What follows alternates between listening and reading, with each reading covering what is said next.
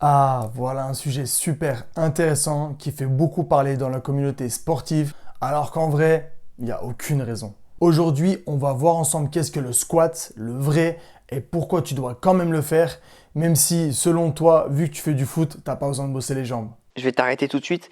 Je vais t'expliquer un truc. Moi, je suis un nerveux. Donc là, à tout moment, ça part en fait. Alors tout d'abord, quand on parle de squat, généralement on parle de back squat. Le back squat, c'est l'exercice de squat de référence où la barre est placée sur les trapèzes et non pas sur le cou.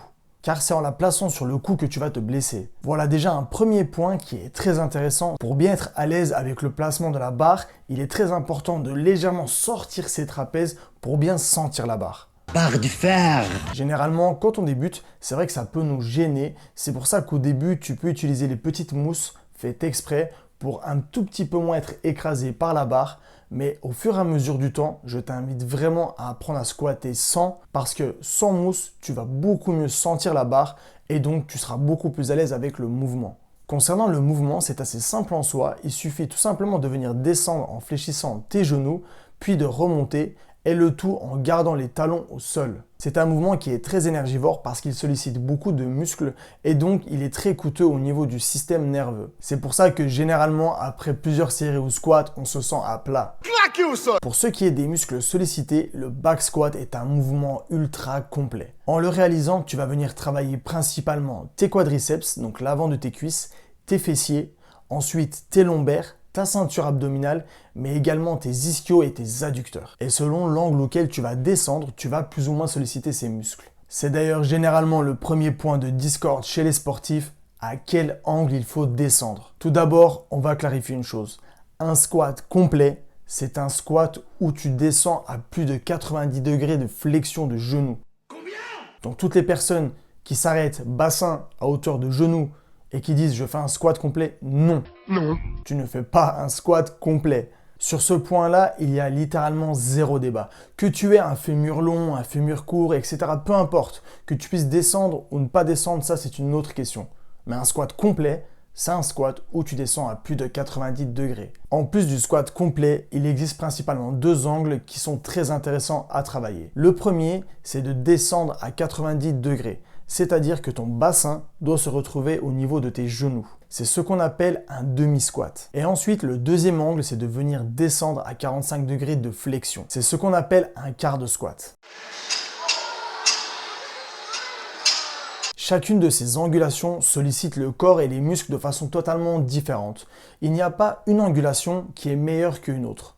Ça dépend seulement de ce que toi, tu as envie de travailler. Pour faire très simple et schématisé, si tu descends en squat complet, tu vas légèrement plus solliciter tes fessiers et tes adducteurs que si tu faisais un demi-squat ou un quart de squat. Ensuite, si tu fais un demi-squat, tu vas plus privilégier tes quadriceps, c'est-à-dire l'avant de tes cuisses. Et ensuite, il y a le quart de squat qui est très utilisé dans deux disciplines.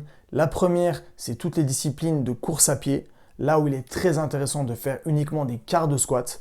Et la deuxième discipline, c'est l'ego lift, là où l'objectif est de soulever le plus lourd n'importe comment. T'as pas les épaules, garçon. Une fois, j'ai déjà prouvé mes preuves. T'as déjà prouvé tes preuves, c'est rien à dire ça. Ouais. T'as déjà fait tes preuves. Ouais, plaisir. Apprends à t'exprimer correctement déjà. C'est pour ça que selon ton sport ou selon tes objectifs, tu ne vas pas utiliser la même angulation de squat. Pour te donner un exemple, avec les handballeurs que j'accompagne, j'effectue du squat complet lors des périodes de préparation physique générale ou lorsque je souhaite mettre l'accent sur le renforcement des ligaments croisés des genoux, parce qu'on sait que descendre à plus de 90 degrés de flexion permet de plus solliciter ces ligaments et donc de les renforcer. Par contre, dès lors qu'on est dans un cycle de force maximale ou d'explosivité, là je vais utiliser le demi-squat parce que l'angulation plus bas ne nous intéresse pas, tout simplement parce qu'elle n'est pas sollicitée durant la pratique. Il n'y a aucun handballeur qui descend aussi bas au moment de sauter. Aussi, peut-être moi parce que je suis vraiment pas bon au handball. Nul, espèce de maïs. Encore une fois, comme je le répète toujours, les exercices sont des outils au service des objectifs. Maintenant qu'on a vu le back squat, place à ses variantes et autant te dire qu'il y en a autant que le Covid. La première est le front squat et comme tu n'as pas fait anglais LV3, tu as compris. Can you speak in English? Thank you very much.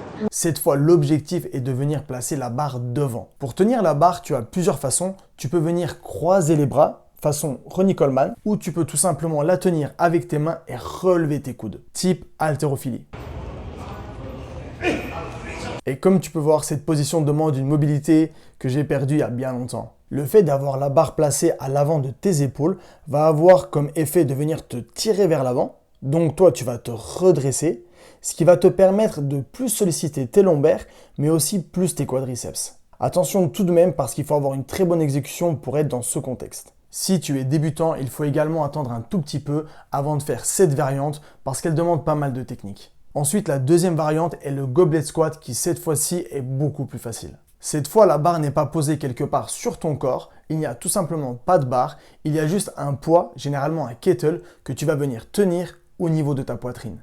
Le fait de tenir une charge entre les mains, généralement un kettle, va te permettre de travailler les membres supérieurs en plus de tes membres inférieurs. Le goblet squat va donc te rajouter un travail des deltoïdes, des biceps et du grip. Généralement, j'intègre cette variante dans les circuits training qui sont dans mes programmes ou sinon pour toutes les personnes qui sont à domicile et qui n'ont pas beaucoup de charge. Place maintenant au hack squat qui est clairement un back squat sur une machine guidée. Ayant la charge sur les épaules, le hack squat permet de garder la sensation du back squat tout en gommant toutes les problématiques qui peuvent avoir lieu au back squat. Ce qui fait donc que tu peux mettre très lourd et uniquement te concentrer sur la poussée. C'est pour ça qu'elle est aussi très intéressante chez les débutants qui vont pouvoir travailler les membres inférieurs, mais aussi les lombaires et la ceinture abdominale tout en ayant une charge sur les épaules. Concernant maintenant le placement de tes pieds, cela va dépendre de ton objectif. Si tu souhaites plus mettre l'accent sur tes fessiers ou plus sur tes quadriceps. Pour terminer, j'aimerais te parler de deux mouvements qui ne sont pas des variantes directes du squat,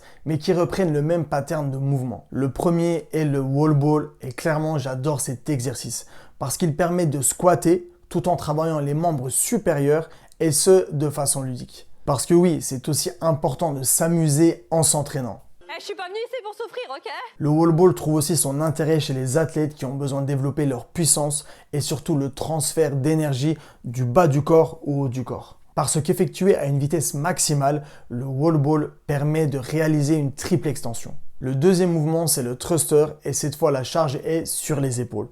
Et cette fois, il ne s'agit pas de la jeter. C'est également un très bon exercice qui permet de travailler tout autant le bas du corps comme le haut du corps. Il est également très intéressant lors des circuits training ou pour les athlètes qui ont besoin de développer leur explosivité. Pour conclure tous ces mouvements, le back squat est un super exercice. Il n'est pas obligatoire, mais il est super intéressant sur énormément de points. Il va te permettre de travailler tes muscles de plusieurs façons possibles, mais également ton mental, car toutes les personnes qui ont fait du squat avec une charge assez conséquente le savent.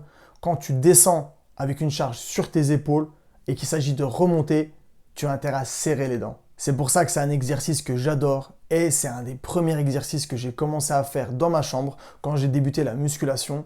Et je comprends que ça soit un exercice très dur, que beaucoup de personnes n'ont pas envie de travailler les jambes parce que c'est dur, c'est épuisant. Mais franchement, quelle satisfaction une fois que tu as terminé. Ah, je suis bien! Ça y est, te voilà un expert du squat. Maintenant, quand à la salle, quelqu'un aura une question sur le squat, ça sera toi qui viendra voir. Quoi? Quelqu'un qui squatte? J'arrive. Si tu veux encore plus de vidéos de ce type, alors abonne-toi pour ne pas rater les prochaines vidéos qui vont sortir et surtout parce que c'est super important. Plus il y aura d'abonnés, plus j'aurai des moyens pour vous sortir des épisodes incroyables. C'est incroyable, mec. Et prépare-toi parce que des idées, j'en ai. Ça y est, c'est tout pour moi. Rendez-vous sur mon site internet si tu cherches un programme bien détaillé qui va te permettre d'augmenter tes performances. Et sinon, je te dis à très bientôt sur Instagram.